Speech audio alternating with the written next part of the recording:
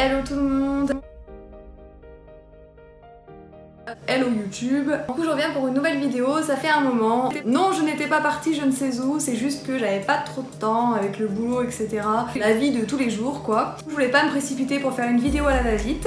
Une moto bien sûr jusqu'à ce que je commence à filmer. Par contre du coup j'ai la tête que j'ai aujourd'hui puisque là je rentre du sport, j'ai fait toute ma journée etc.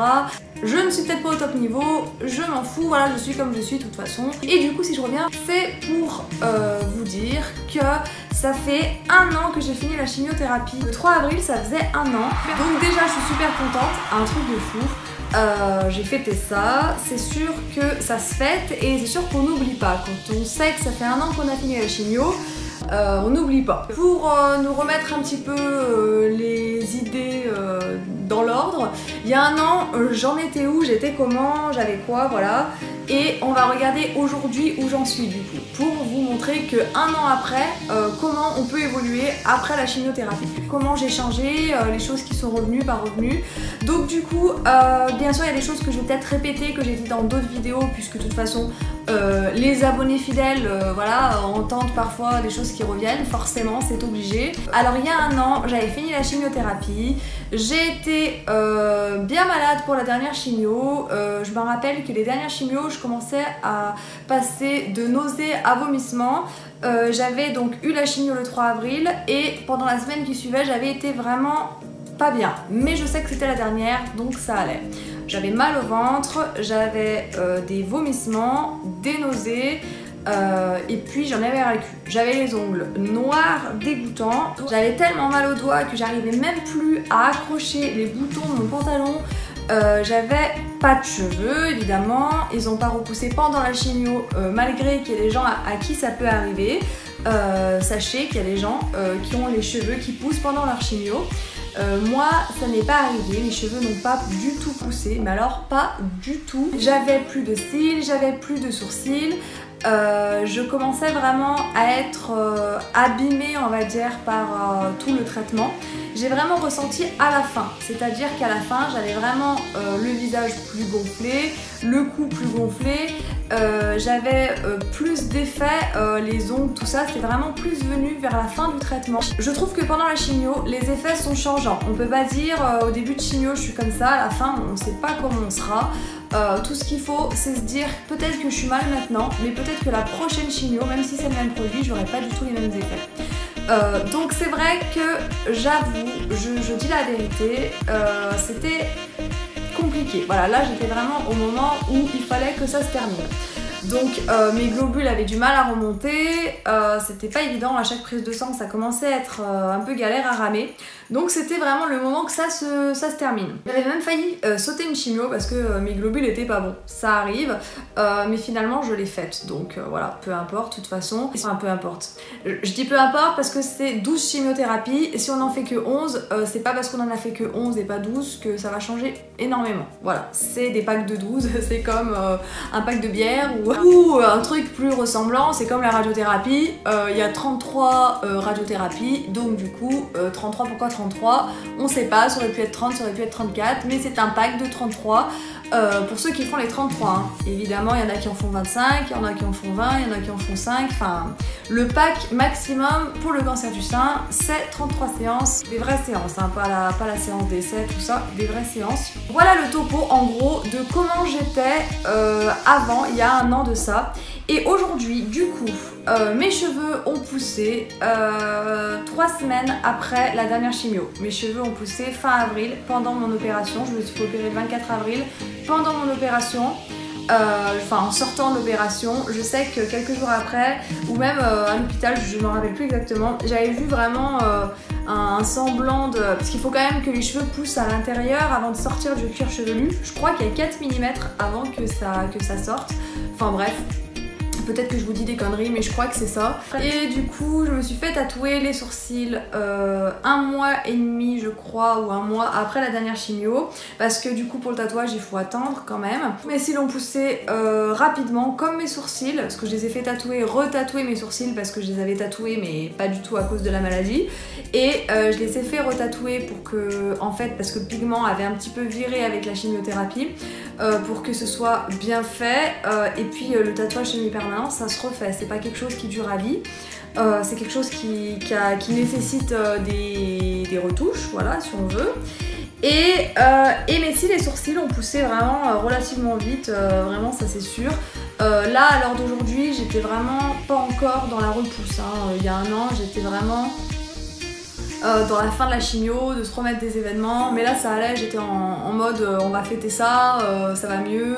Je trouve que mes cheveux poussent quand même moins vite avec l'hormonothérapie, ça peut jouer, je ne sais pas si c'est psychologique, je ne pense pas.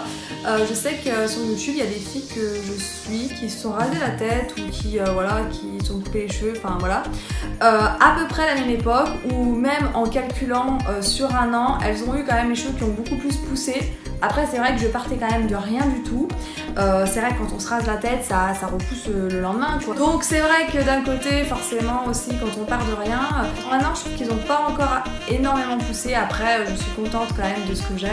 Je dois avoisiner les 10 cm maintenant, j'ai pas remesuré, j'ai toujours pas fait de coupe particulière. Je prépare seulement mes cheveux à avoir le carré que j'aimerais avoir. Depuis la dernière fois que je suis allée chez la coiffeuse, j'y suis pas encore retournée. Après je sais que je poste quand même des trucs sur Instagram, des choses comme ça, de ce que je fais, des nouveautés, des choses comme ça, des rendez-vous médicaux. Donc les personnes qui me suivent sur Instagram savent où j'en suis. J'ai eu donc il y a un an des rendez-vous des examens. Là je n'ai pas eu d'examen à part des examens gynécologiques. C'était pas en rapport avec le cancer du sein. Et du coup, enfin c'était pas en rapport. Tout est finalement en rapport à la fin, hein, puisque de toute façon notre santé après ne tient qu'à ça en fait. Enfin ne tient qu'au problème qu'on a eu. Donc de toute façon après il y a des choses qui sont liées, pas liées, on sait pas. Je sais que du coup en examen j'ai pas refait, à part une scintigraphie osseuse, mais c'était pareil, ça avait rien à voir, c'était pour des douleurs. J'avais rien du tout parce que oui on est un petit peu parano, on rentre un petit peu dans une paranoïa intense. Je revois mon oncologue au mois de mai, donc je pense que ça va être un rendez-vous qui va me permettre de me remettre un petit peu, de savoir à quel moment je vais refaire la mammographie, si je refais d'autres examens particuliers. Je sais qu'il y a un an, le cardiologue, je continue à le voir pour mon herceptine dans la cuisse. Là actuellement, vu que j'ai fini l'herceptine, je devais attendre je crois 6 mois. Je crois que je le revois au mois de juillet, quelque chose comme ça. Donc niveau rendez-vous, ça s'espace quand même.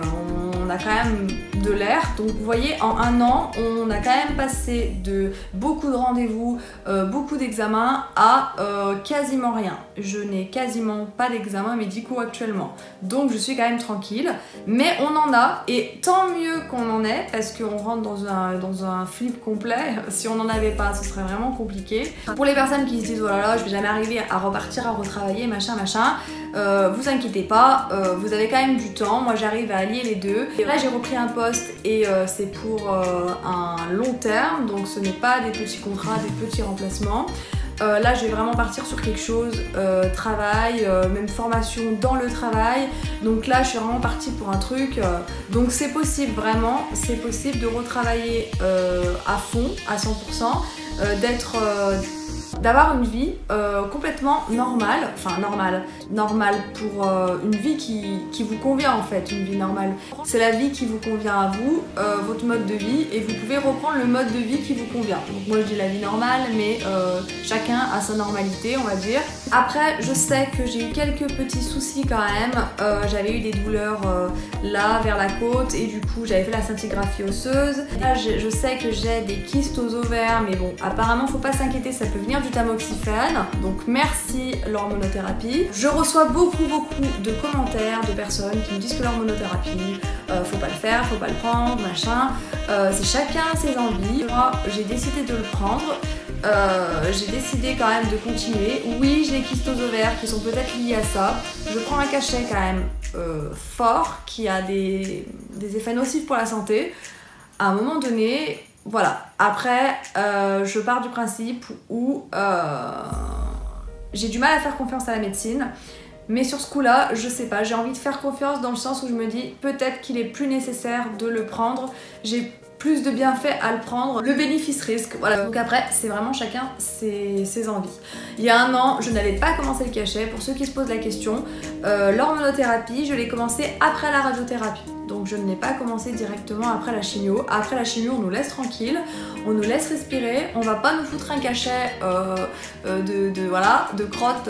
Il y a un an aussi, j'avais parlé aussi que mes ménopause médicamenteuse était terminée.